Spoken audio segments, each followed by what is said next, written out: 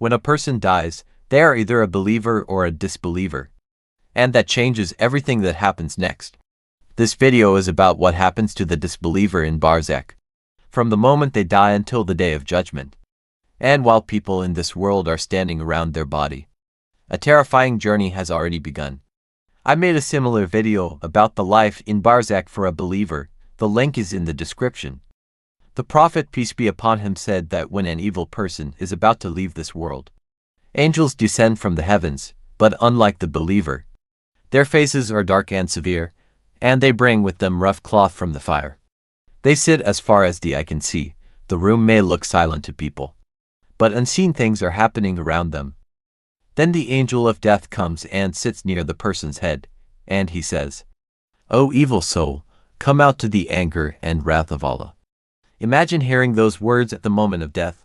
The soul does not leave peacefully. The Prophet, peace be upon him, said it is torn out violently, like a skewer being pulled through wet wool. As soon as the soul leaves the body, the angels take it, but unlike the believer, there is no fragrance. Instead, a horrible smell spreads from it, a smell worse than any rotting thing on earth. Then they begin ascending with the soul through the heavens, and every group of angels asks, "Who is this wicked soul?" And they answer, "This is so-and-so, son of so-and-so," using the worst names they were called in dunya. When they reach the first heaven, the gate is not opened, the soul is refused entry. And then the command comes from Allah, "Write their record in the lowest earth." Then the soul is cast down. Then the soul is returned to the body in the grave, and the life of Barzakh begins. The person may have been rich, famous, powerful, but none of that matters now. The grave becomes their new world, and then two angels come. They sit the person up and ask three questions. "Who is your Lord? What is your religion?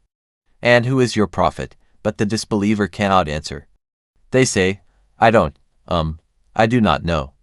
They may have heard the truth in life, they may have known about Islam, but they rejected it, or ignored it. And now, the answers do not come. Then a voice from the heavens calls out, "My servant has lied." And suddenly the grave tightens around them. The Prophet, peace be upon him, said the grave squeezes them until their ribs interlock. A door to the fire is opened. Its heat and burning wind begin reaching them. Then the grave becomes a place of punishment. The Prophet, peace be upon him, said the grave can become a pit from the pits of hellfire. The heat reaches them, the darkness surrounds them, and there is no escape, no family, no wealth, no one to help. The Prophet, peace be upon him, described that a blind and deaf angel is sent to some people in the grave. He carries a massive hammer. If he strikes a mountain with it, the mountain would turn to dust. He strikes the person in the grave, and they scream so loudly that everything hears it except humans and jinn. And the punishment continues, again and again, until the day of judgment. There is no sleep, no rest, no relief, only waiting for something even more terrifying. Then they are shown a place in Jannah, and it is said, "This would have been your place had you obeyed Allah." Imagine seeing the home you could have had forever. Then it is taken away, and instead, they are shown their place in the fire, the place that awaits them after resurrection. Then a man with an ugly face, ugly clothes, and a foul smell appears. The person asks, "Who are you?"